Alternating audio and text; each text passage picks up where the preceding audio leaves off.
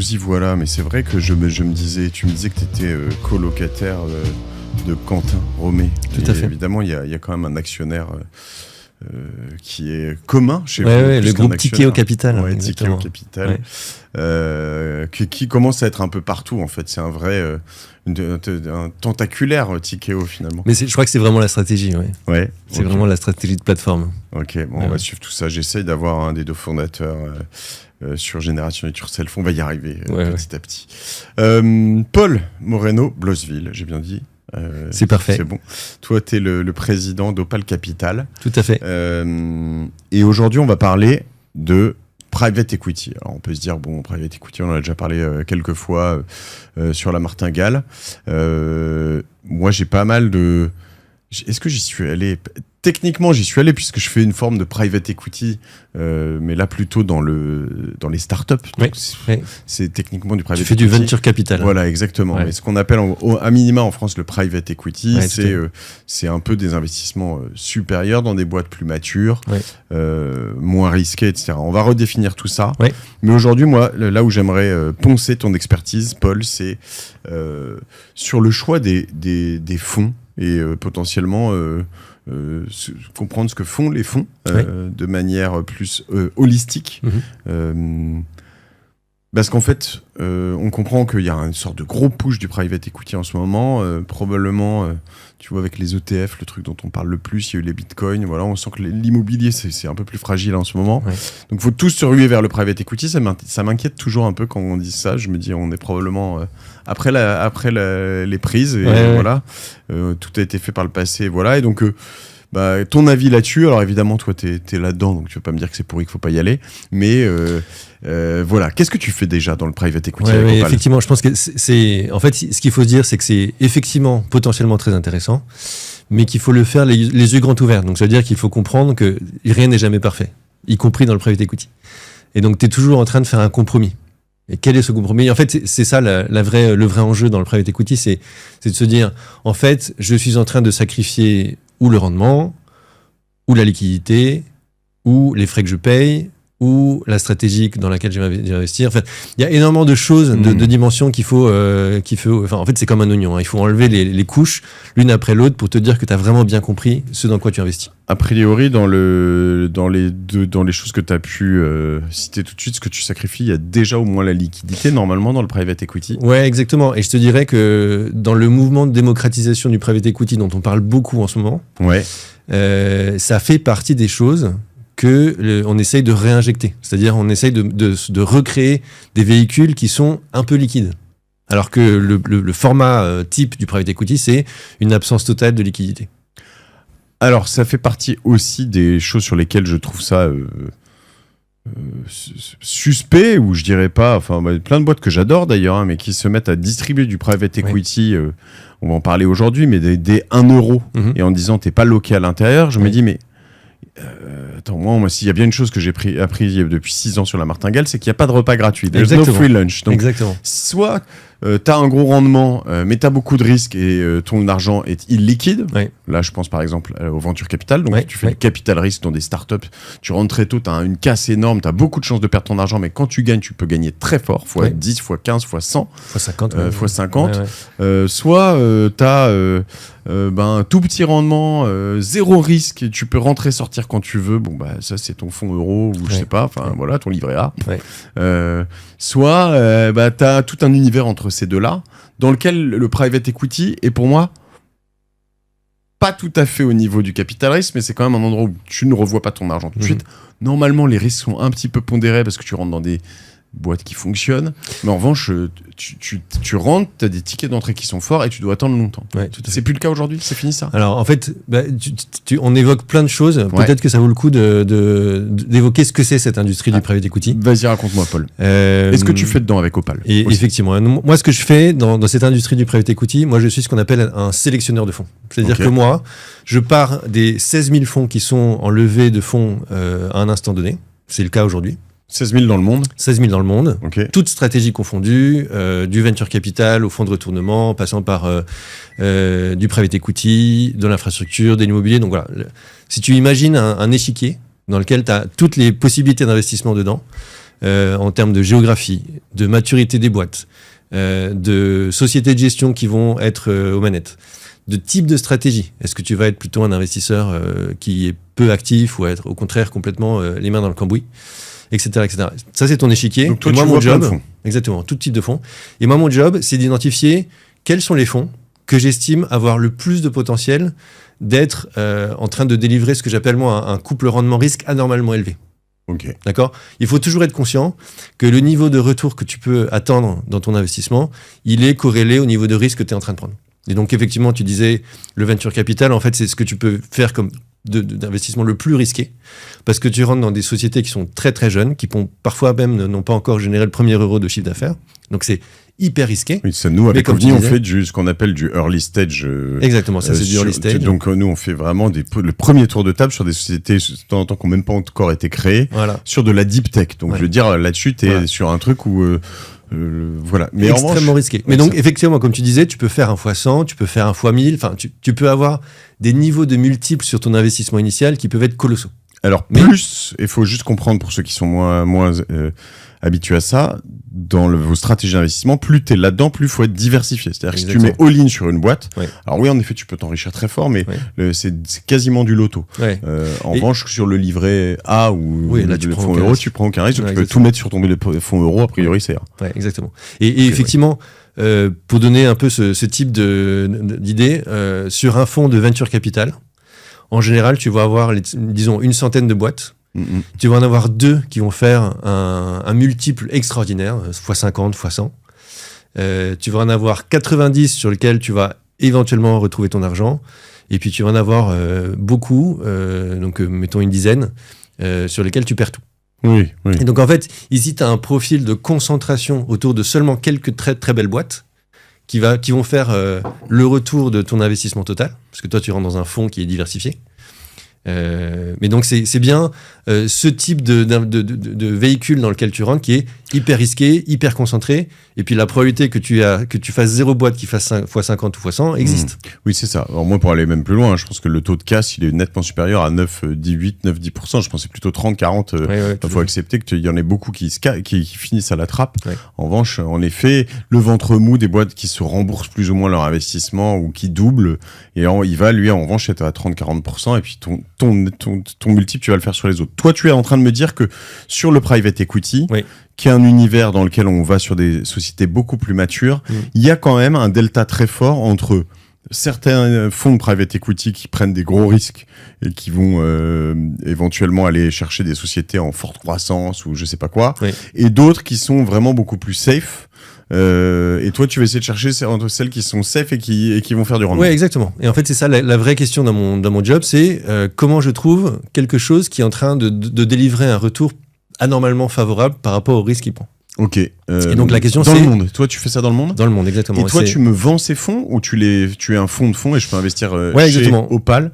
Moi, ce que je propose, c'est cette sélection de fonds que j'effectue. Je la mets à disposition de mes clients en les mettant dans comme investissement de mes propres fonds. Donc effectivement, comme tu dis, moi je fais des fonds de fonds. Ok. Donc par exemple, tu es un de mes clients, Mathieu, tu vas investir dans un fonds Opal Capital, et c'est ce fonds Opal Capital qui va investir dans les 3-4 fonds que j'estime être les meilleurs de la stratégie dans laquelle tu es rentré. très bien. Ce que faisait quelqu'un que j'ai reçu ici, enfin il y en a eu plusieurs, mais je pense un de tes gros concurrents, tu m'excuseras, Frédéric Stollard. Oui, typiquement, exactement. C'est le même principe de fonds de fonds. Si je vais un tout petit peu plus loin pour purger les sujets qui fâchent dès le début, je pourrais me dire, dans tout cet imbroglio univers tentaculaire de Tikeo, finalement, en ayant tellement de skin in the game partout, d'investissement partout, quelque part, de temps en temps, tu sais, tu vas avoir des participations dans une boîte qui sont un peu pourries, mais tu sais pas quoi en faire, et puis t'as pas envie d'avoir un mauvais score, donc tu vas dire, ah bah tiens, je vais la refiler à tel autre fonds ou telle autre boîte à l'intérieur des boîtes Tikeo. Tu vois ce que je veux dire ? Donc tu vas te dire, par exemple, moi j'ai 2 cadavres dans mon fonds d'investissement, je vais les refiler à un autre pour surtout pas les mettre une croix dessus, et dire il y a toujours du potentiel là-dessus, et puis on se refile un peu les bouses comme ça. Comment je m'assure que ça n'existe pas chez vous ou ailleurs ? Écoute, c'est une très bonne question. Et peut-être qu'il faut que je réponde dans deux étapes. Première étape, c'est... donc moi, je suis un sélectionneur de fonds, mais pas que de fonds Tikeo. Moi, je sélectionne des fonds de toutes les maisons. Okay. Quand j'ai dit qu'il y avait 16 000 fonds, en fait, Tikeo, ils en ont peut-être une quinzaine en ce moment. Donc, c'est-à-dire que moi, je me concentre sur les 16 000 fonds. Et que moi, ce que je veux faire, c'est trouver les meilleurs fonds, qu'ils soient Tikeo ou qu'ils ne soient pas Tikeo. Okay. Donc, aujourd'hui, tu vois, nous, depuis notre création, on a sélectionné 31 fonds. Sur ces 31 fonds, il y en a 4 qui sont Tikeo. Et donc, tous les autres qui ne sont pas Tikeo. Donc ça, en fait, j'ai une liberté de ligne éditoriale, si tu veux, qui n'est pas contrainte par le fait que je doive absolument sélectionner des fonds Tikeo, ce n'est pas le cas. Et les fonds avec qui tu bosses, toi, ils doivent accepter, entre guillemets, ils doivent t'accepter, ou une fois que tu es un fonds et que tu es sur le marché, tu dois accepter l'argent qu'on te propose? Alors, c'est une très bonne question. Non, les fonds ont toujours le choix de te laisser rentrer ou pas, comme ce qu'on appelle un investisseur, donc ce qu'on appelle un LP, Limited Partner. Ouais. Ils ont toujours le choix. En fait, c'est toujours vraiment eux qui sont aux commandes. Et effectivement, eux, ils sont en train d'aller chercher du capital pendant une levée de fonds, mais ils ont tout à fait la possibilité de dire non, toi, tu es, par exemple, tu es un concurrent. Donc, je ne veux pas que tu aies accès à l'information des sociétés dans lesquelles moi je vais rentrer, de ma stratégie. Donc, Euraseo est pas très content si demain tu vas et leur dis je voudrais rentrer chez toi, ils vont te dire bof, toi t'es une société affiliée à Tikeo, j'aime pas trop. Et il peut y avoir des situations dans lesquelles moi je dois démontrer que bien que filiale de Tikeo, j'ai des bureaux séparés, j'ai une infrastructure IT séparée, et en fait que l'information qu'ils vont me confier, elle ne va pas atterrir sur le bureau des investisseurs Tikeo. Ok, pour comprendre aussi l'accessibilité à ces fonds, pour ceux qui, comme moi, sont pas rentrés dans des fonds de private equity, minima, moi je sais que dans cet univers des fonds de venture capital, il y a de plus en plus de fonds stars, donc là je parle pas de toi, mais des gens chez qui t'investis, qui disent en gros... moi, déjà, je vais choisir qui rentre chez moi. Parce que, même si je vaux, je sais pas, moi, je m'appelle Index Venture ou Andreessen Horowitz, tu vas dire, je vais ouvrir 4 milliards pour mon prochain fonds. Je suis pas dans ces games-là encore. Et en plus, je veux que des investissements minimum 500 millions. Oui, exactement. Et donc, ils vont avoir 8 investisseurs, dont, je sais pas, des Tikeo ou des gens comme ça, un peu plus gros. Et puis, si toi, t'arrives avec même tes 8 millions, 12 millions, 50 millions d'euros, on te dit non, chérie, t'es trop petit en fait pour faire ça. C'est pareil chez vous, parce que j'ai moi pour moi dans la tête le ticket d'entrée dans un fonds de private equity, c'est 100 000 euros, mais ça c'est plutôt dans un fonds de fonds comme chez toi. Alors typiquement, moi les fonds que je propose, les fonds Opal Capital, sont accessibles à partir de 100 000 euros. Okay. Mais les fonds dans lesquels rentrent les fonds d'Opal Capital, donc, ceux que j'ai sélectionnés, en général, il faut compter 5 à 10 millions minimum pour rentrer dedans. Tu peux monter même jusqu'à 20 millions d'euros. On a durement négocié pour rentrer dans un fonds. Et effectivement, on est rentré parce qu'on était capable d'investir 20 millions. Si, éventuellement, je peux en parler.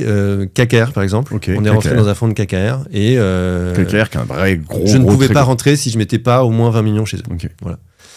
Donc ça veut dire que les gens qui sont en dessous, tu retailises entre guillemets, tu donnes accès à un fonds où il faut avoir 20 millions pour rentrer, c'est ça, dès 100 000, ce qui pour tous ceux qui nous écoutent, enfin une majorité est énorme et ne rentreront pas. Et la question qui viendra plus tard dans cet épisode, c'est comment on retailise tout ça. Est-ce que moi je peux créer un SPV pour rentrer chez toi, ou je sais pas, enfin tu vas me raconter un peu tout ça. Mais d'abord, j'irai même plus loin, c'est qu'en fait, comme c'est un fonds de fonds, tu rentres dans 3-4 fonds dans lesquels il faut en fait en cumuler avoir investi 50, 60, 70 millions et tu rentres pour 100 000 euros. Donc en fait, c'est ça la retailisation. C'est même pas le 20 millions contre 100 000 euros. C'est les 70 millions contre 100 000 euros. Donc, en fait, c'est ça qui est intéressant. Parce qu'il faut toujours diversifier. Tu vois, il faut pas mettre tous tes billes dans un seul fonds. Est-ce que les fonds stars ont un peu fait comme Ferrari ou Porsche où en fait, si t'es pas rentré déjà dans 3 de leurs fonds, alors j'ai appris ça chez Porsche. Je sais pas à quel point c'est vrai, si des gens de chez Porsche nous écoutent ou des clients, gros clients. Ils me disaient, je crois que c'est la Taycan, qui est une Porsche électrique, qui est bien, je crois, mais qui est pas, tu vois, qui est la première vraiment Porsche électrique bien. Tu connais l'histoire, non? Je crois que, en fait, pendant longtemps, ces dernières années, comme ils voulaient refiler des Taycan à tout le monde, ils disaient, si t'as pas une Taycan, t'as 911, de 9, tu l'auras jamais. Donc, en gros, fallait acheter une Taycan. Tu l'as gardé un peu, tu essayes de la revendre, ce qui fait qu'aujourd'hui, tu as des Taycan hyper accessibles et qui sont, pour le prix actuellement vendu, des bons modèles, je crois, en seconde main. Mais voilà, est-ce que dans des fonds, il y en a où on te dit, attends, si t'es pas dans 3 fonds pourris KKR, tu peux pas rentrer dans ce fonds star. J'exagère. Mais Alors je dirais que c'est pas tout à fait cette logique-là. Ça peut arriver de discuter avec des fonds où ils te font comprendre que ce serait bien. Mais je te dirais que, en fait, leur enjeu, c'est pas tellement que tu sois déjà rentré dans 3 fonds pour accéder aux meilleurs fonds. C'est plus que, une fois que tu rentres, ils veulent vraiment savoir que tu seras un investisseur stratégique pour eux. C'est-à-dire que tu vas non seulement rentrer dans ce fonds-là, mais que tu es aussi intéressé par d'autres fonds de la maison et que millésime après millésime, ils pourront compter sur tes investissements. J'essaie de me mettre à leur place. Pourquoi ils disent ça? Parce qu'ils disent, en fait, à chaque fois qu'on crée un fonds, la prochaine fois, pour lever, en fait, dès qu'on appellera nos souscripteurs, nos LPs, donc Limited Partners, en fait, je sais pas, là, sur un fonds à 20 dans lequel tu rentres à 20 millions, il fait quelle taille au total? Il fait 3 milliards. 3 milliards, bon, ils se diront, quand je vais le mettre sur le marché, le prochain à 3 milliards, j'aurai déjà 2,5 milliards de souscrits. Je passe 3 coups de fil et puis c'est plié, c'est le revoir. Okay. Et je te dirais, et en fait, on rentre aussi dans mon job à moi, c'est aussi un super signe quand les investisseurs d'un millésime donné rentrent aussi dans le millésime suivant en tant qu'investisseur. C'est ce qu'on appelle, dans le jargon, ça s'appelle le taux de re-up. Ok, je connaissais pas. Et donc, en fait, ce re-up, si tu es un taux très élevé pour le fonds, ça veut dire que tu as une majorité des investisseurs historiques qui continuent à investir millésime après millésime. Et alors, à l'inverse, j'ai cru comprendre que dans les fonds de start-up, alors pour tous ceux qui s'inquiètent un peu, qui se disent tout ça c'est pas pour moi, vous inquiétez pas, on va redescendre, y compris moi-même dans la cour de récré pour les petits joueurs comme moi et comme vous, et puis comment on peut rentrer et comment ça nous intéresse. Mais je pense qu'en termes de démocratisation, tout ça c'est intéressant aussi. Dans les fonds de VC, j'ai compris notamment par le biais de Michael Benabou, je sais pas si tu connais toute cette team, qui a un super fonds de fonds avec qui je bosse. D'ailleurs, si ça vous intéresse, il y en a pas mal qui ont souscrit. Vous m'écrivez, je vous mettrai en relation. Et ben, eux me disent que quand tu investis dans des gros fonds, je prends un Andreessen Horowitz ou je parlais d'index tout à l'heure, mais voilà, tu vas avoir, plus ils grossissent, moins il y a de perf quand même, petit à petit. C'est-à-dire que les gestionnaires stars, en fait, ils s'engraissent, ils s'empâtent, ils ont des grosses équipes, etc. Et de plus en plus, ce que eux vont chercher dans les fonds de fonds, c'est les gérants stars ou les nouvelles stars, les émergents. Les émergents qui quittent le fonds pour aller créer leur nouveau fonds. Et donc ça, c'était leur grosse thèse à Michael récemment dans son fonds. Qu'est-ce que t'en penses? Est-ce que petit à petit, en fait, ça s'estompe? Alors, pas nécessairement, mais souvent. En fait, tu vois, il y a une stat qui est hyper intéressante. Quand tu regardes les 40 dernières années, et tu fais des analyses par millésime, donc finalement par année d'investissement. Et que tu regardes qui étaient les 25% des fonds les plus performants, millésime après millésime. Ben en fait, tu n'as que 1 sur 3 qui était dans les premiers 25%, qui reste dans les premiers 25% au millésime suivant. Donc en fait, effectivement, t'as pas une assurance que parce que tu as bien performé dans le passé, tu vas bien performer dans l'avenir. Et c'est même encore plus vrai, pour aller dans ton sens, pour les gros fonds. Dès lors que tu dépasses 2 milliards de taille de fonds, tes chances de rester dans le premier quartile, ce qu'on appelle le premier quartile, c'est donc les 25% les plus performants, passent de 36% à 25%. Donc tu es de moins en moins assuré d'être parmi les fonds les plus performants. Donc tout à fait. Moi, cette thèse de Michael Benabou, j'y souscris. En tout cas, la Molinerie, je sais pas si tu le connais, mais ça ne suffit pas de regarder les performances historiques pour se dire que tu as confiance sur le fait que à l'avenir, tu vas être parmi les fonds les plus performants. Ok. Dernière question. Après, tu vas m'expliquer dans quoi tu investis, comment tu choisis, mais sur les mécaniques de fonds. Il s'appelle GVA, leur fonds de fonds, avec Clément Lamolinerie. Donc, je te disais, et il m'expliquait que eux ne prenaient beaucoup moins de fees parce qu'ils gèrent pas opérationnellement les fonds. Exactement. Dedans. Donc, faut faire attention parce que quand on rentre dans un fonds, généralement, nous, chez OVNI, c'est assez tradit, c'est 2% du fonds en frais annuels de gestion. Et puis ensuite, 20% de carried, qu'on a déjà expliqué plein de fois ici, mais je le refais quand même, c'est 20% sur la performance. Donc à la fin, si jamais on vous rend 200% de performance, on va prendre 20%, 200%, 40% pour le fonds, pour la société de gestion dont je fais partie. Ok. Quand tu es toi-même... quand tu es un fonds de fonds, tu ne gères pas de manière opérationnelle. Donc généralement, il y en a certains qui vont avoir différentes démarches. Il y en a qui prennent un ferret à l'entrée et rien derrière parce qu'il n'y a pas de gestion. Donc un petit fils d'entrée, ce que font pas généralement les fonds opérationnels, et un bout de caride qui est plutôt de 10%, ça, parfois c'est un peu moins, parfois c'est un peu plus. Est-ce que tu es d'accord avec ça et comment vous opérez vous chez Ouais, je peux te dire, Opal. Nous chez Opal, on a une philosophie très simple, c'est qu'effectivement nous, notre job, c'est d'être un sélectionneur de fonds. Mais une fois qu'on a investi dans les fonds, on n'est pas gestionnaire de ce qui s'y passe. Donc effectivement, on n'est pas légitime à percevoir ce que tu as défini très bien comme étant le carried interest. Donc nous, on ne prend pas des frais de performance. En revanche, on prend des frais de gestion parce que justement... vous ne prenez pas de caride. On ne prend pas de caride. Ok. Et donc, on a uniquement ces frais de gestion annuels qu'on perçoit et qui nous permettent en fait, de fonctionner en tant qu'équipe. Qui sont à combien ? Ça t'étalonne entre... grosso modo, il faut compter 1,5% dans ces eaux-là. Très bien. C'est marrant de ne pas prendre de caride, c'est moins joueur quand même, mais je comprends. Après, le fait de sélectionner, et bien sélectionner, d'être très incentivé, c'est drôle, mais chacun a ses choix là-dessus. Alors je te dirais qu'en fait, nous, comment est-ce qu'on justement on a du skin in the game, parce qu'en fait le caride, c'est aussi un mécanisme qui te dit, en fait, plus je serai performant, plus j'y gagne, et finalement c'est intéressant. Mais c'est aussi un mécanisme asymétrique, c'est-à-dire que c'est vrai si ça se passe très bien, si ta performance est au rendez-vous. En revanche, c'est un mécanisme où tu perds 0 si ta performance n'est pas bonne. Nous, comment est-ce qu'on... Exactement. Et donc, en fait, comment est-ce qu'on fait, nous, pour démontrer qu'on a une vraie conviction et qu'on se mouille ? Pour le coup, on investit dans nos fonds. Donc, tu vois, aujourd'hui, sur 100% de fonds levés auprès de la clientèle d'Opal Capital, j'ai 5% qui viennent du bilan de Tikeo Capital et des employés d'Opal Capital et de Tikeo. Donc 5%, et 95% qui viennent de mes clients. Okay. Donc ça, c'est comme ça que je montre que quand je vais proposer un investissement à mes clients, pour reprendre ton point initial qui était comment est-ce que je m'assure que j'ai pas les fonds de tiroir, en fait, comme j'ai mis mon argent, en fait, je démontre par là que si c'est un fonds de tiroir, c'est pas à dessein. Et pareil, à voir aussi quand on met l'argent, là je parle pas de chez vous, mais dans plein d'endroits, il y a des gens qui mettent en avant toujours j'investis avec vous, je mets mon argent. Si les commissions sont extrêmement élevées dans tous les sens, en fait, l'argent qu'il met indirectement, ça va être le vôtre. Donc il faut faire juste attention à d'où vient cet argent. Paul, comment on choisit alors ? Comment tu choisis toi comment tu fais un portefeuille de fonds ? Tu dois dedans faire un mélange de safe, d'ambitieux, de moins ambitieux. Raconte-moi un peu. Alors écoute, qu'est-ce qu'on trouve dans chacun a finalement sa philosophie. Moi, la mienne, c'est de faire des portefeuilles qui sont très clairs. D'accord ? Tu sais exactement quel est le niveau de risque dans lequel tu mets ton argent. Et donc finalement, tu dis, est-ce que je veux être très, très offensif ? Et dans ce cas-là, je prends beaucoup de risques, mais je vise des retours qui sont commensurés à ce niveau de risque.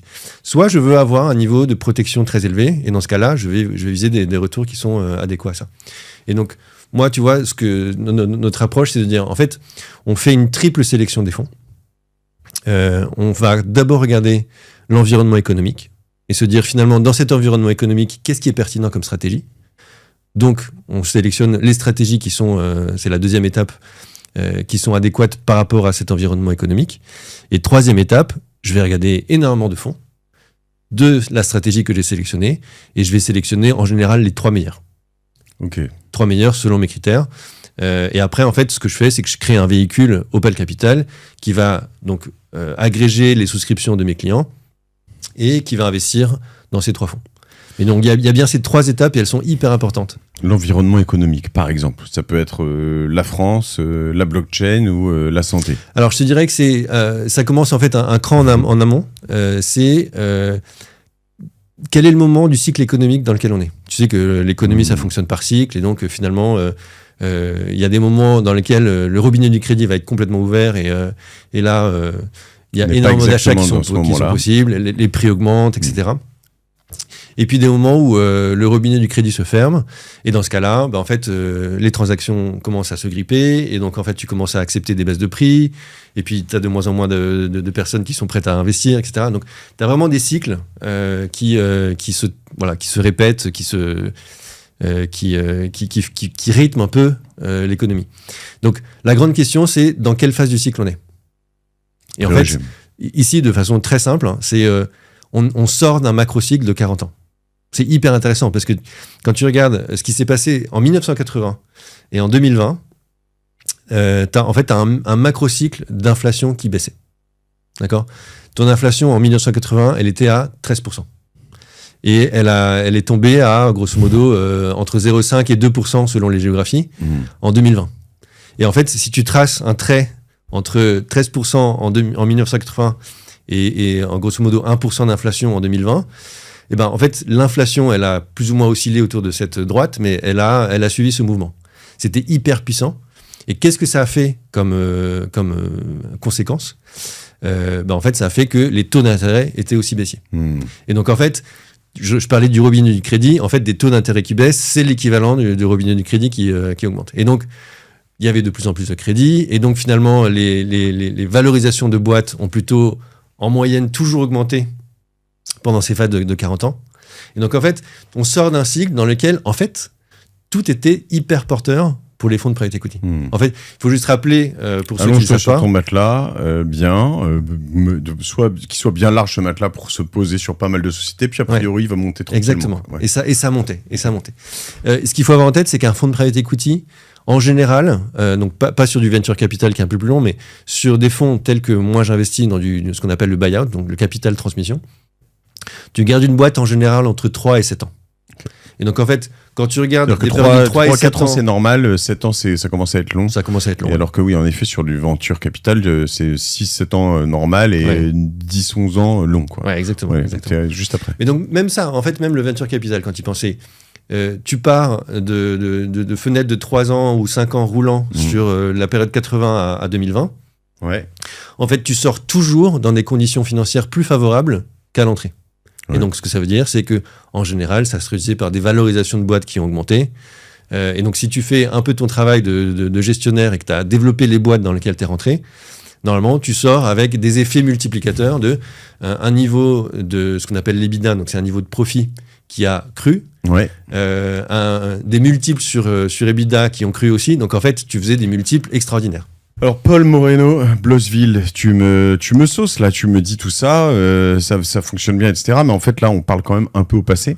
Et tu me dis dans quelle séquence économique sommes-nous ? Et je lis entre les lignes, voire je pouvais l'avoir deviné même avant que tu viennes, que on n'est pas exactement dans la bonne partie de ce cycle. Donc quelle est la suite de la discussion ? En fait, alors, dans quoi t'investis dans ces moments Évidemment, moi j'ai pas de boule de cristal. Ouais. Donc en fait, mais la question c'est en fait quels étaient les fondamentaux qui ont fait que cette inflation a baissé pendant 40 ans, et est-ce qu'ils tiennent toujours ? Et en fait, ces fondamentaux, t'en as plusieurs. T'as la proportion de la population mondiale en âge de travailler a plutôt cru pendant cette période. Et puis, tu vois, par exemple, en 2000, la Chine rejoint l'OMC et instantanément double la force de travail dans l'OMC.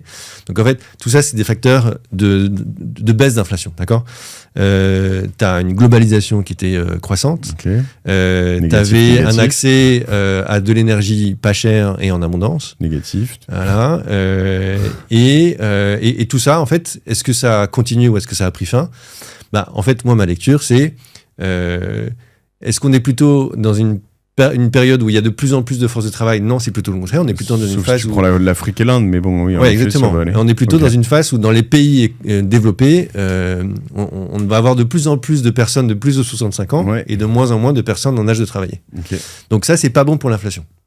Ça va plutôt être inflationniste.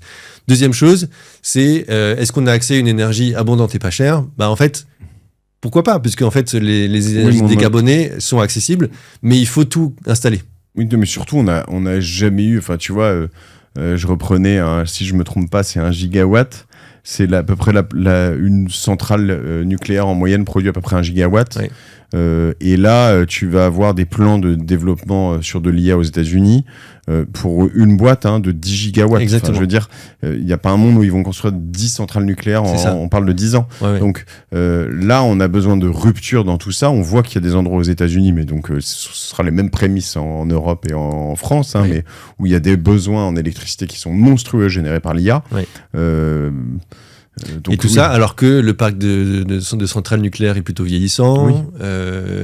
On va en avoir en 2040. Quoi. Exactement. Bon, ça, avec le sous-marin, avec le porte-avions. Donc finalement, tu dis, il y a énormément de facteurs qui ont permis à cette inflation de baisser et on on les voit pas se matérialiser 100%. à horizon les 10-15 prochaines années. Donc finalement, il faut se dire, ok, quelles sont les façons d'investir qui sont cohérentes avec une inflation qui reste tendue, tu vois. Je suis pas en train de dire qu'on va monter à 4-5%, mais où tu vas avoir du mal à la faire baisser plus en dessous de 2%. Et en fait, le corollaire de ça, c'est si ton inflation elle est tendue, et ben en fait les taux d'intérêt vont pas pouvoir baisser. Tu vas devoir les maintenir à un certain niveau. Là, on parle beaucoup, tu vois, de la Fed qui est en train d'enclencher un cycle de baisse de taux. Pareil pour la BCE. Et en fait, quand tu regardes quelles sont les anticipations de marché, les taux d'intérêt restent relativement élevés, tu vois, au-dessus de 2-3%. Alors qu'ils étaient plutôt à 0% dans les années 2010. D'accord ?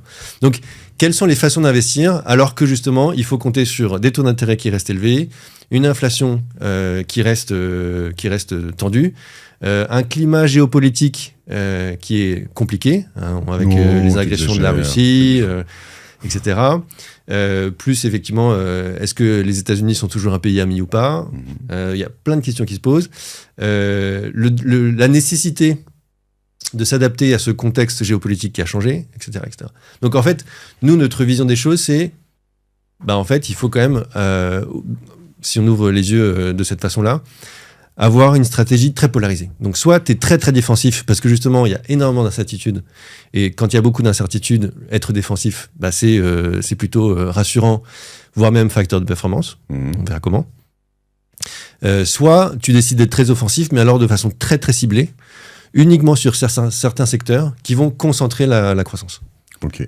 Alors, toi, tu as décidé de faire un peu des deux, si je lis entre les lignes. Ouais, en fait, moi, à l'intérieur des fonds que tu proposes. Ouais, exactement. Donc, moi, j'ai des approches très défensives. Moi, je vais avoir, donc, si je te donne quelques noms de stratégies, après, on pourra expliquer. Sur les stratégies que j'aime bien, moi, il y a toutes les stratégies de dette privée. Ok. Parce que de façon structurelle, elles contiennent une protection. Et donc ça, c'est pas mal. Deuxième stratégie que j'aime bien, c'est les stratégies de secondaire. Donc ça, en fait, c'est le fait de racheter des parts à des institutionnels qui ont investi dans des fonds de private equity. Okay. Et en fait, le fait de rendre ce service de liquidité dans un écosystème qui n'est pas liquide, en fait, ce service se prime, se paye. Troisième exemple, c'est les stratégies dans lesquelles il y a une rareté du capital par rapport à la demande. Et en fait, là, de facto, tu es défensif parce que tu vas pouvoir justement être très sélectif sur les investissements que tu fais. Okay. Et en général, tu vas plutôt être récompensé de ton investissement parce qu'il y a beaucoup de demandes par en fait une surcotation. Et rareté du capital par rapport à la demande, par exemple, ou quoi ? Si je te donne un exemple, y a une stratégie qu'on appelle les crédits tactiques, crédits opportunistes. Et en fait, pourquoi ils sont opportunistes ? C'est qu'ils vont aller financer des sociétés qui ont peu d'options pour se financer. Si je te donne un exemple, tu as des sociétés qui développent les médicaments, qui en général n'ont pas les forces commerciales pour les vendre. Mais tout d'un coup, ils ont un médicament qui a toutes les accréditations pour être commercialisé. Et donc, en fait, en général, ce qui se passe, c'est que ces sociétés-là vont vendre une licence à Pfizer, etc. Et donc, en fait, ça, c'est une première partie de la session. Et après, ils vont leur demander aussi des royalties, c'est-à-dire à peu près 2-3% du chiffre d'affaires qu'ils vont générer avec ce médicament. Et donc là, tu te dis, j'ai un super médicament avec des royalties, donc une lisibilité sur le chiffre d'affaires à venir qui peut être même très élevé. Mais les royalties, c'est tout simplement un type de revenu que les banques ne peuvent pas accepter quand elles font une analyse de financement. D'accord. Et donc, tout d'un coup, certaines, parce que voilà, en fait, d'un point de vue réglementaire, c'est pas acceptable par la réglementation. Donc toi, tu sais qu'il va y avoir beaucoup de royalties, tu peux à peu près les estimer, même si c'est grosse maille. Ouais. Et donc en fait, ce que tu peux dire, c'est, au lieu d'attendre que ces royalties tombent pour développer ta société, moi, je te prête de l'argent qui va être remboursé en partie par les royalties. Et donc en fait, moi, je peux te structurer un financement qui, par nature, est pas fondamentalement très risqué. Mais en fait, pourquoi je vais pouvoir te demander un taux d'intérêt qui est élevé ? C'est parce que pour toi, c'est le choix entre ne pas te développer tout de suite, donc attendre que tes royalties tombent pour faire tes acquisitions de concurrents ou développer tes nouveaux médicaments, ou accepter ce taux d'intérêt qui est élevé. Et donc, finalement, c'est pas un mauvais deal pour eux. Et moi, en tant que prêteur, je suis venu combler une situation dans laquelle il y avait peu de capital disponible, parce qu'en fait, une situation un peu plus complexe que ce que la norme sait faire. Et ça, c'est normalement assez hermétique, potentiellement, ce genre d'exemple là, au contexte global économique. En plus, exactement. Okay. En revanche, les taux d'intérêt, limite, ça peut te plaire, parce que comme les taux sont, de toute façon, même les taux bancaires sont élevés, oui. Toi, quand tu vas dire je te prête là-dessus, bah, tu vas pouvoir te prêter avec des taux monstrueux. Oui, exactement. Et ça, c'est typiquement des types de financement sur lesquels, toi, en tant qu'investisseur, tu peux attendre des taux de retour qui sont même de l'ordre des 15%. 15% qui est ce que tu peux attendre normalement dans du private equity qui performe bien. Donc en fait, tu peux avoir accès à ces financements qui sont de la dette. Donc en plus, ils sont sécurisés par un sous-jacent. Ouais. Donc un risque moindre, mais le même type de retour. Donc en fait, c'est ça que j'appelle, tu vois, les taux de retour. Les couples rendement-risque anormalement favorables. Et ça, tu peux le mettre dans un fonds de private equity. C'est-à-dire que là, tu vends pas pour moi, un fonds de private equity, t'investissais dans des entreprises. Là, c'est des obligations. C'est un type obligataire, c'est-à-dire c'est des crédits. Okay. C'est du crédit à des entreprises. Et pareil, sur un moyen long terme, tu es sur quelques années. Oui, tu vois, nous, on a un fonds de crédit tactique. Donc, c'est un fonds Opale qui investit dans 3 fonds de crédit tactique. Et nous, c'est une maturité d'environ 8 ans qu'on vise. D'accord. Clair. Et sur les côtés beaucoup plus risqués, parce que là, tu es sur quelque chose d'assez safe. Oui. Dans ce contexte économique qu'on a décrit, qu'est-ce que tu cherches, qu'est-ce que tu trouves? Alors nous, typiquement, tu vois, je te disais, il faut être soit très défensif, on a décrit pas mal de stratégies là-dessus, soit très offensif, d'accord, mais de façon très très ciblée. Et en fait, notre lecture, c'est de dire, finalement, quels sont les éléments très long terme, très lisibles, sur lesquels je peux vraiment compter. Et en fait, je t'ai cité des éléments de démographie, donc on va avoir des pays qui sont tous vieillissants.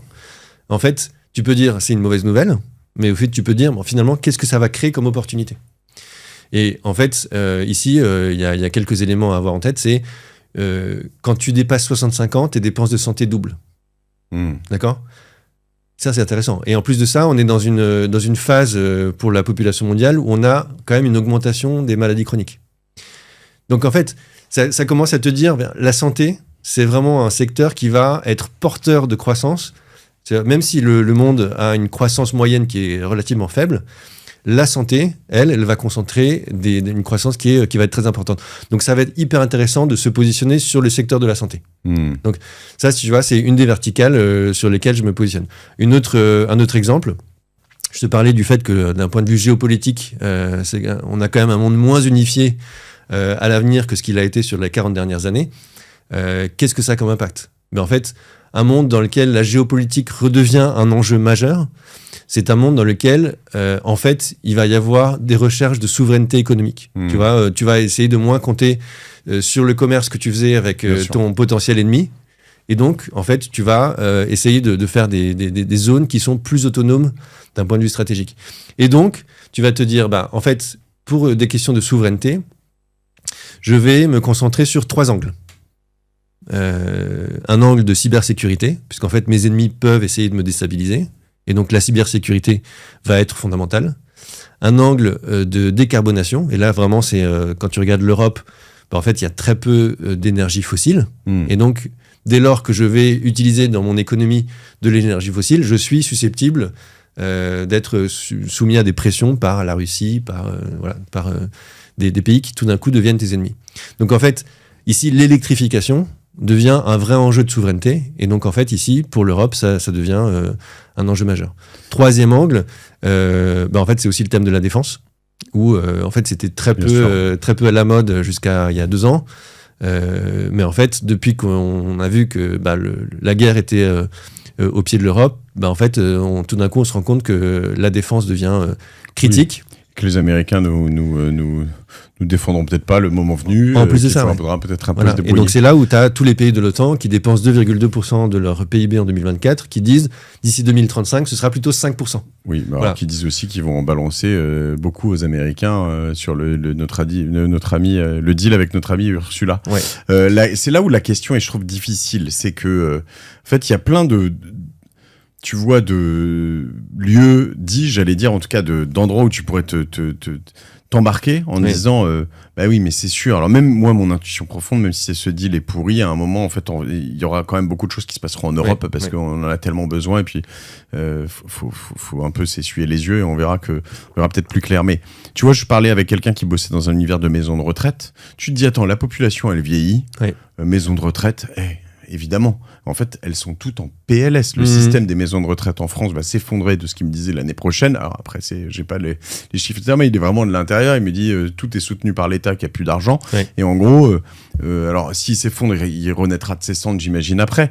Mais faut aussi faire hyper attention dans ces choses-là à deux choses. Et j'aimerais avoir ton avis là-dessus et voir comment tu le fais et comment moi je peux le faire. C'est les choses où tu vois pas tout, parce que en fait, les maisons de retraite, il y a eu les scandales Orpea, il y a eu des tas de choses. La défense, c'est pareil, c'est très compliqué finalement, c'est très éclaté en Europe avec plein de pays qui sont pas d'accord les uns avec les autres, certains qui veulent que acheter aux Américains, d'autres qui veulent plus, d'autres qui veulent rester en Allemagne, d'autres je sais pas quoi. Et l'autre, c'est le too much, c'est-à-dire dans la cyber, dans l'IA.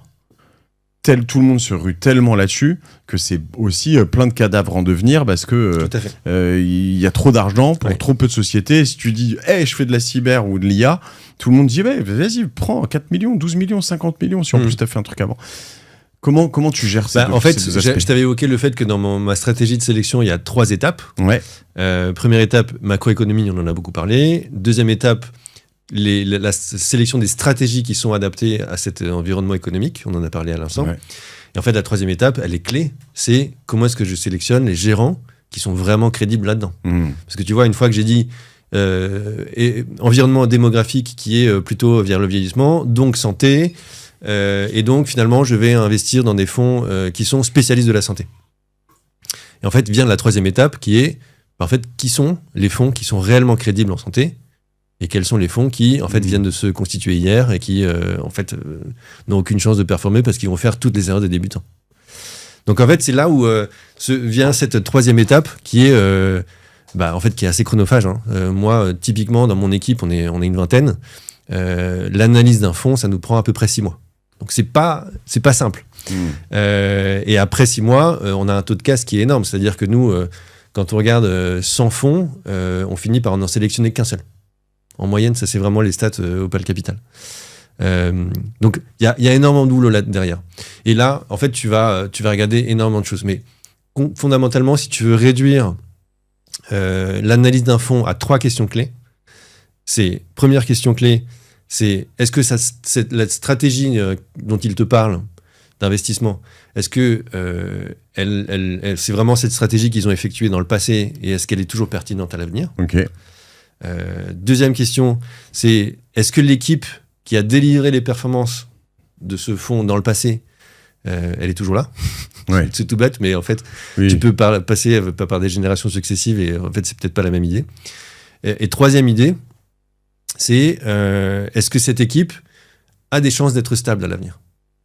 D'accord. Parce qu'en fait, ce qu'il faut se dire, c'est qu'on a un fonds de private equity, un fonds de dette privée. En fait, tous les fonds de ce qu'on appelle les marchés privés, donc private equity, infrastructure, dette, etc.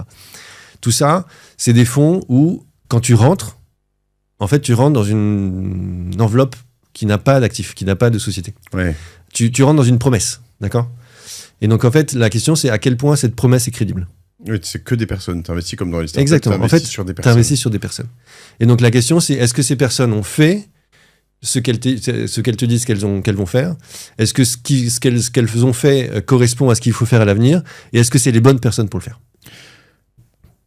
Et là-dessus, il y a quand même un truc que je peux pas m'empêcher de penser, c'est que ces personnes, enfin, notamment vu le temps d'investissement qui se fait pas dans tout ça en quelques semaines, enfin, tu parles de 6 mois de sélection, etc., etc. En 6 mois, les choses changent. Ce que je veux dire, c'est que notamment, Déjà, en 2 ans, les choses ont tellement changé. On a parlé d'IA, d'Ukraine, de Gaza, de ce fractionnement du monde, de la Chine et de la Russie et de l'Inde qui se rapprochent, de plein de choses. Oui. Je veux dire, ta thèse d'il y a 2 ans sur un fonds, potentiellement, alors, il y a 2 choses. C'est les boîtes dans lesquelles ils ont investi à ce moment-là, peut-être que du coup, tout ça, c'était pas pris en compte, les paramètres ont changé, donc c'est compliqué. Et 2, il faut peut-être qu'ils changent un peu de thèse, est-ce qu'ils peuvent, etc. Comment on vit avec tout ça? Alors, en fait, ce qui est très intéressant, c'est que dès lors que tu accèdes aux bons fonds, en général, dans les bons fonds, tu as des personnes qui voient loin. D'accord ? Je te donne un exemple. On a investi dans un fonds qui est spécialiste de la santé. Ok. Et en fait, ce fonds qui est spécialiste de la santé, il a été fondé par 3 personnes. Une qui était un ancien patron de labo pharmaceutique. Donc en fait, il voit comment ça se passe à l'intérieur, les temps de cycle de développement de produits, etc. Deuxième personne qui avait toujours fait dans sa vie de l'investissement en private equity auprès de sociétés de la santé. Okay. Et un troisième qui était un patron d'une équipe M&A, donc de fusion-acquisition, spécialiste de la santé. Et en fait, quand tu as cet assemblage-là, tu sais que tu as accès à de la vraie expertise. Et en fait, ces personnes-là, quand elles sont réellement expertes, en fait, elles peuvent lire les tendances de long terme. D'accord ? Et donc, effectivement, elles peuvent te dire quels secteurs sont les plus soumis à une disruption. Donc, un nouvel entrant qui va tout chambouler sur son marché. Et donc, finalement, investir dans des sociétés qui sont dans ce sous-secteur, c'est pas très... En fait, c'est très risqué. Ça n'a pas l'air, mais en fait, c'est très risqué. Et quelles sociétés... elles sont dans un sous-secteur qui a énormément de barrières à l'entrée, qui a des niveaux de réglementation très importants, qui a un niveau de criticité, tu vois, qui peut être très important. Criticité, c'est quoi ? C'est en fait, si on éteint la solution que propose l'entreprise, en fait, ses clients ne peuvent plus fonctionner.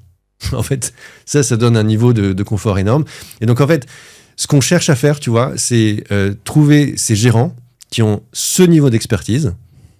Et via ce niveau d'expertise qui nous apporte justement ce confort que les investissements dans lesquels ils vont rentrer, en fait, sont les bons, et en fait, sont les bons de façon quasiment intemporelle. C'est-à-dire qu'en fait, tu as au moins 10 ans de gros confort sur le fait que ce soit un niveau pertinent de risque que tu prends.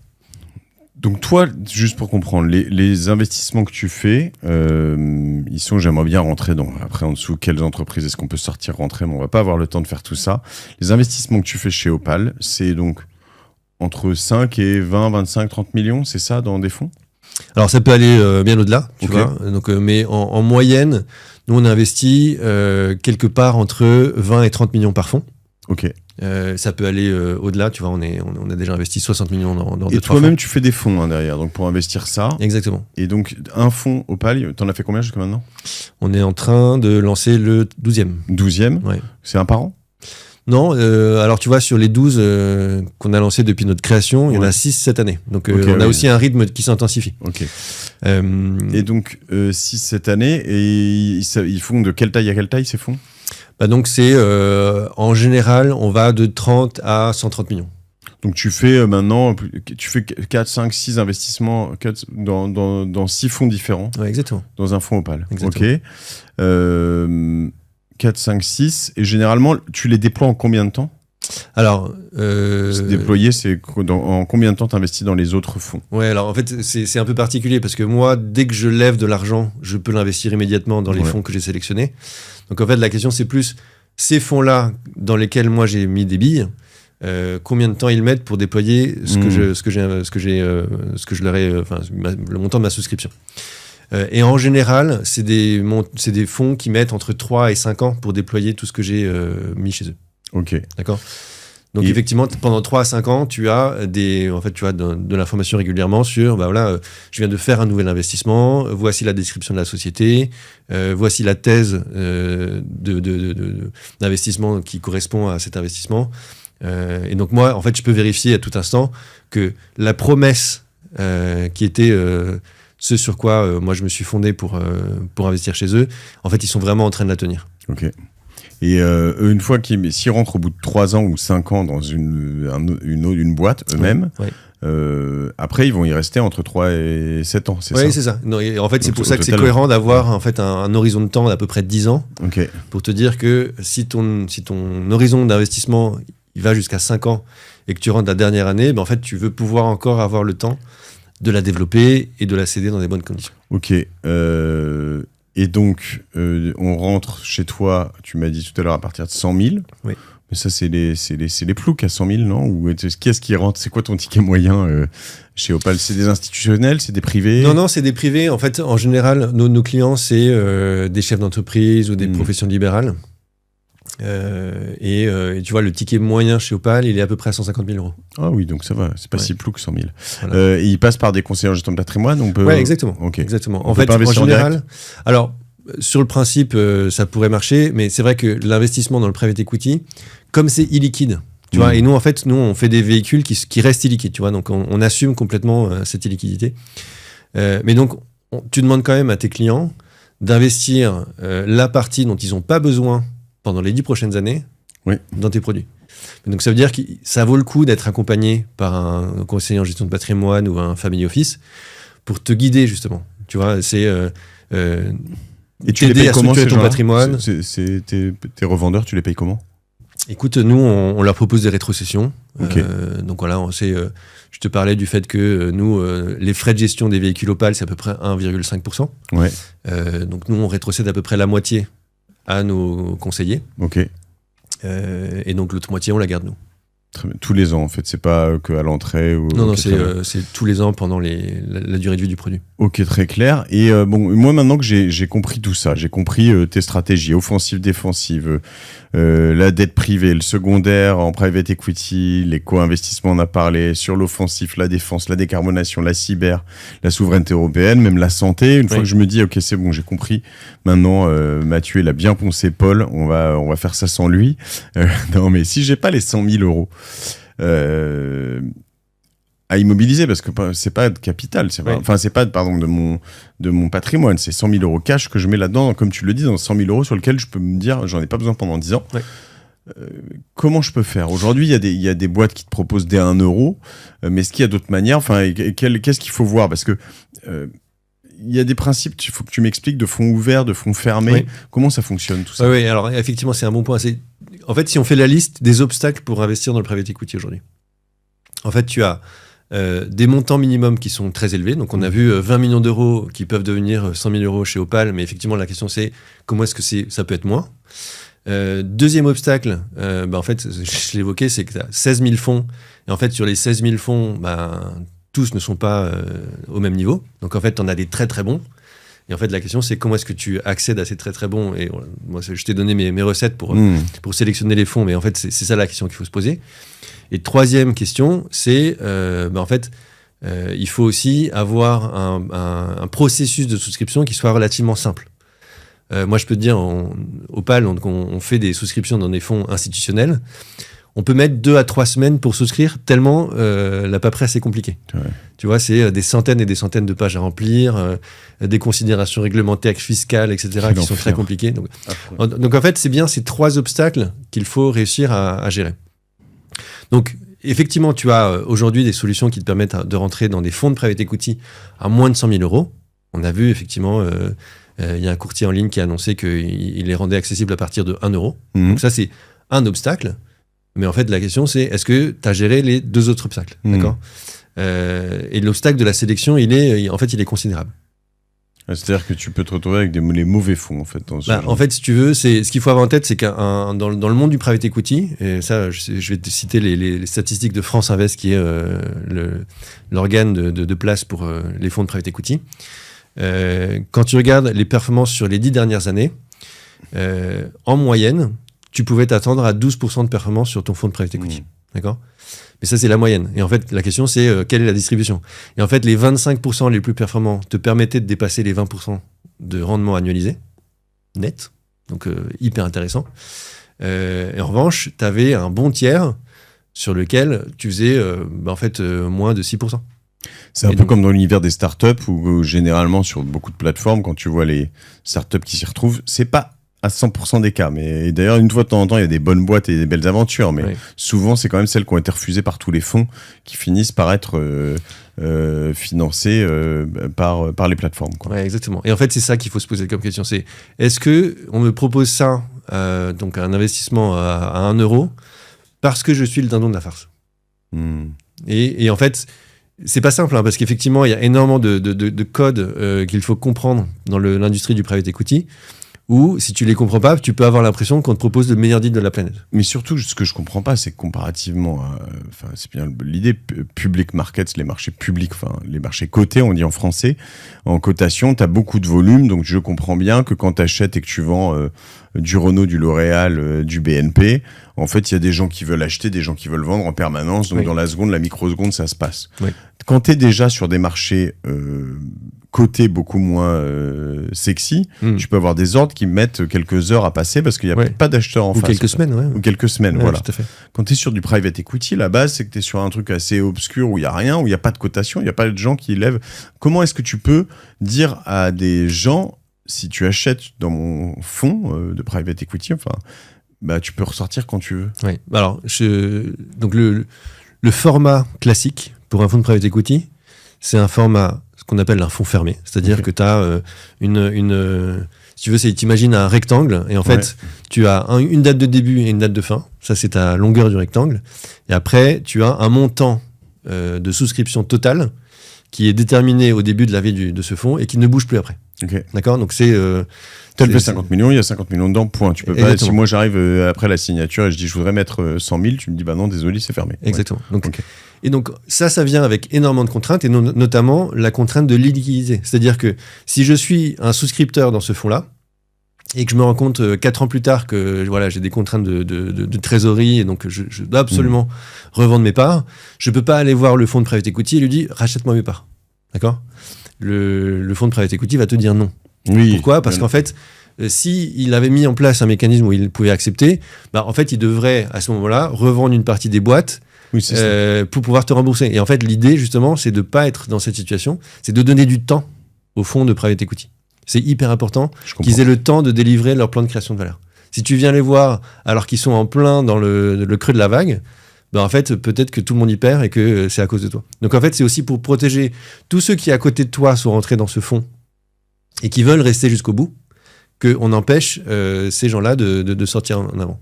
Donc, ça, c'est ce que j'appelle donc, cette absence de liquidité, cette illiquidité, qui est la caractéristique des fonds fermés. Et en fait, là-dessus, tu peux, toi, décider de revendre tes parts à quelqu'un d'autre, donc en fait, quelqu'un qui prend ta place.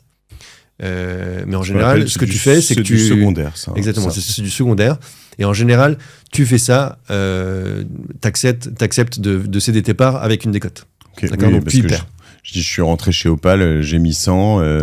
Je pense qu'il vaut 120 aujourd'hui, mais j'ai besoin du cash, donc je te vends à 80. Exactement. C'est un peu ça. Exactement. À un de mes potes, puis moi je viens te voir, je dis j'ai un de mes potes qui est acquéreur de mon truc, et puis je dis bon d'accord, et puis toi tu prends une petite commission au passage. Ouais, exactement. Ok. Donc ça c'est pour le format des fonds fermés. Okay. Et en fait, de plus en plus, dans ce grand mouvement de démocratisation du private equity, ce qu'on est en train de voir, c'est l'émergence de fonds sur lesquels on te propose de pouvoir sortir, alors pas quand tu veux, mais presque quand tu veux. Tu vois, il y a ce qu'on appelle des fenêtres de sortie ou des fenêtres de liquidité, où concrètement le format qui est en train de se dessiner dans le marché, c'est des fonds dans lesquels tu peux sortir tous les 3 mois. Okay. D'accord ? Et donc évidemment l'idée, et en fait moi ça c'est ma forte recommandation pour tous ceux qui envisagent d'investir là-dedans, c'est quand même de ne pas compter dessus.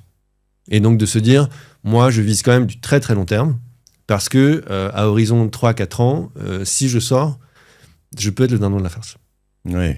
D'accord ? Oui, parce que les conditions, c'est toujours, tu te fais massacrer, quoi, en fait. Soit tu te fais massacrer, soit, ce que j'appelle massacrer de façon très concrète, c'est, en général, tu peux avoir des frais de sortie qui peuvent être très, très élevés. Et dans ce cas-là, en fait, tu acceptes une espèce de décote qui sont, en fait, tu payes tes frais avant de sortir et donc, c'est très loin d'être gratuit de sortir à ce moment-là.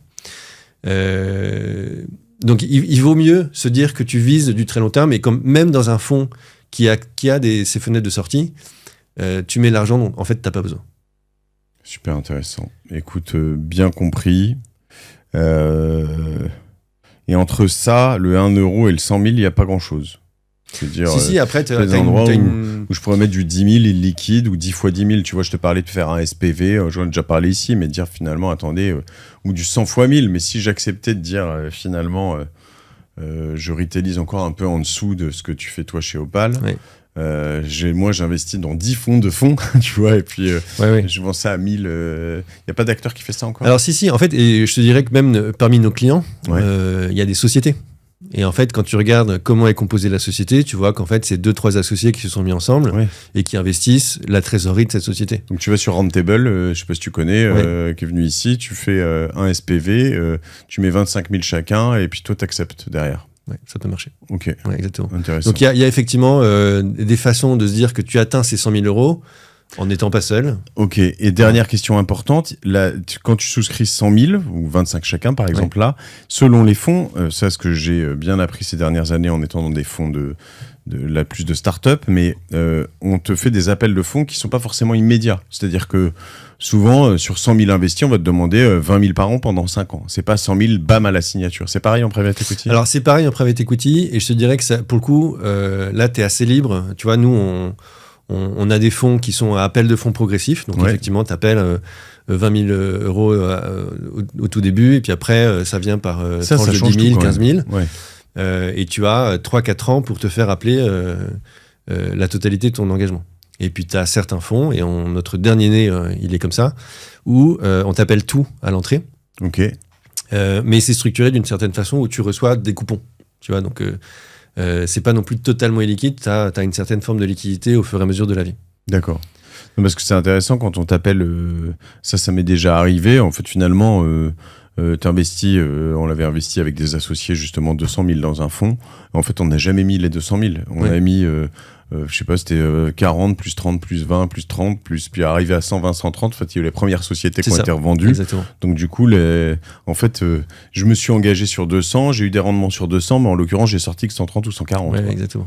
Ça, c'est vraiment pas... Et tu vois, tu as certaines stratégies qui sont... en fait, structurellement, qui fonctionnent comme ça. Je t'ai parlé du secondaire et de son côté défensif. Un des aspects défensifs du fonds de secondaire, c'est aussi que tu investis dans énormément de fonds en sous-jacent. Et en fait, que ces fonds, en fait, c'est des fonds que tu as rachetés à d'autres investisseurs. Ouais. Et donc, parfois, tu rentres dans des fonds qui sont déjà investis depuis 6-7 ans. Et qui commencent déjà à rendre l'argent. Okay. Donc tu peux, dans les stratégies de secondaire, tu peux investir et en fait dès le lendemain commencer à recevoir des distributions. C'est la dernière question que je me posais. Imagine, je suis un pimpin. J'investis dans un fonds qui me propose de sortir comme je veux, ou voilà, tu as dit tout à l'heure, bon bah t'es potentiellement le dindon de la farce. Donc, je suis le dindon de la farce. Moi je suis derrière et j'arrive, pas en requin, mais en disant bon bah attends, tu veux vendre ta participation, bah ok, bien, elle vaut 100, moi je te l'achète 30. En plus elle est investie, comme tu le dis, depuis 6 ans, et bah, ça se trouve dans 2 ans elle va être vendue 120 ou 150. Donc, et ça se trouve, certains sont même des grosses saucisses. Les fonds dans lesquels j'investis, en fait, il vaut 100, mais toi, tu as investi en plus 200 ou 300. Donc, mais à la fin, le fonds, s'il est rentré dans 3, 4, 5 sociétés, si vraiment c'est des gros tocards, elles valent pas 0. Donc, à un moment, finalement, j'imagine que là-dessus, il pourrait y avoir des fonds genre ultra niche qui ferait que des actions de rachat de parts secondaires. Alors, ça existe effectivement. Tu as des fonds de secondaires qui sont spécialistes pour investir dans les queues de portefeuille. C'est ce qui reste. Intéressant. Donc voilà. En fait, c'est ça qui est fabuleux dans les marchés privés. C'est que tu as une diversité de stratégies. Je pourrais arriver avec 10 millions et dire je lève la main. Si vous voulez vendre maintenant on the spot, moi j'achète tout ce qu'il y a, mais en revanche c'est 50% du prix. Il y a une cotation qui est faite tous les ans sur un fonds. T'as des valorisations qui sont en général trimestrielles ou semestrielles. D'accord. Mais mal. Fondamentalement, en fait, comme tu dis, c'est l'investissement en secondaire, c'est le fait de racheter non pas au fond, mais à celui qui a investi dans le fond et qui cherche à sortir. Et en général, il cherche à sortir parce qu'il a besoin de cet argent. Donc c'est un peu un vendeur contraint. C'est fonds crevard ou fonds saucisse, on peut l'appeler comme on veut. Ok, très bien. Un fonds vautour. Ouais, fonds vautour. Ouais. Bon, je sais pas si j'ai envie de porter cette étiquette par la suite. Paul Moreno, Blosville, on te suit sur LinkedIn. On peut aller sur Opal Capital sur le site. Alors si on vient de ma part, qu'est-ce qu'on peut avoir pour rentrer dans un fonds si je viens et que je toque à la porte? Écoute, Si tu toques à la porte d'Opal Capital, on pourra te rediriger vers un de nos partenaires. Ok. Ça, c'est le point important. C'est que, comme je te l'ai dit, Opal Capital se distribue principalement via des conseillers financiers. Si seulement si vous avez 10 millions, on les prendra en direct. Mais ça, vous vous débrouillerez ensemble. C'est ça. Ok. On discutera. Mais effectivement, c'est plutôt les conseillers financiers qui vont accueillir nos clients en général. C'est tout. Donc tu feras pas de cadeau pour mes auditeurs. Et ben après, ils peuvent toujours se réclamer de ta part et essayer de négocier les frais avec les conseillers. Mais effectivement, c'est pas nous finalement. Tu vois, faites ça. Écoutez-moi et faites ça si vous arrivez. Ils seront sympas, j'en suis certain. Quoi. Ouais. Très bien. Et t'as une martingale à toi, Paul, un petit péché d'investissement. Écoute, de façon très cohérente avec ce que je t'ai raconté, ma martingale, en fait, c'est d'investir les yeux ouverts. Ok. Et donc, ce que ça veut dire, c'est en général d'adapter le niveau de risque que je prends par rapport à ce que je cherche à faire. Okay. Tu vois, je te donne un exemple. J'ai fait une acquisition immobilière l'année dernière. Ben, en fait, 1 an avant, tout ce que j'avais besoin d'immobiliser pour l'apport, je l'ai mis en monétaire. Donc, c'était pas très sexy. Mais en fait, pendant ce temps-là, les marchés financiers ont plutôt baissé.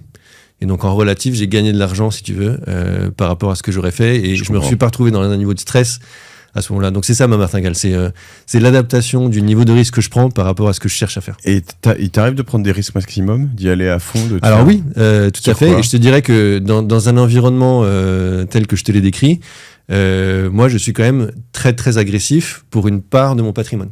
Et c'est quoi? Et notamment, en fait, ce que je fais. Alors, moi typiquement, j'ai investi dans mes fonds, tu vois. Okay. Mais j'ai un fonds qu'on vient de clôturer la semaine dernière, qui s'appelle le fonds de grosse buyout. Okay. Qui n'investit que dans 5 fonds, tous spécialistes d'un secteur, donc santé, logiciel B2B, cybersécurité et décarbonation. Ouais. Et en fait, là, j'ai mis de l'argent qui, pour moi, en fait, il est à horizon de ma retraite. Tu vois. Okay. Donc, à horizon de ma retraite, je suis hyper agressif. À horizon de ce que je veux faire l'année prochaine, pour le coup, je suis hyper modéré. C'est parce que ta retraite est encore loin. Ok, merci Paul. Écoutez, voilà, vous pouvez être agressif pour tout ce qui est très loin et puis ne le soyez pas toujours pour tout ce qui est très proche. Une approche tranchée. Exactement, tranchée. Ouais. Merci, on te suit donc sur LinkedIn, on vous suit vous tous chez Opal. Vous avez une newsletter ou quelque chose comme ça, des communications Non, alors effectivement, si tu t'inscris sur le site opalcapital.com, après tu reçois nos newsletters, donc tu seras informé de nos news. Ok, très bien. Les lancements de fonds, etc. Allez, merci Paul, à bientôt. Merci à vous tous de suivre la martingale. Il y a des épisodes comme ça qui sont finalement assez techniques, mais c'est très cool parce que là, on comprend vraiment tous les mécanismes. Tu m'as tout expliqué, et votre fonctionnement avec Tikeo et tout ça, et pour moi, je trouve ça passionnant. Je verrai à quel moment je vais dans le fond.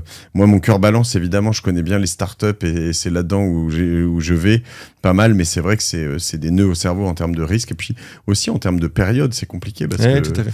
Mais si tu aimes la tech, suis-nous parce qu'effectivement, on est en train de préparer quelque chose là-dessus. On va suivre alors, ça marche. À plus, salut tout le monde.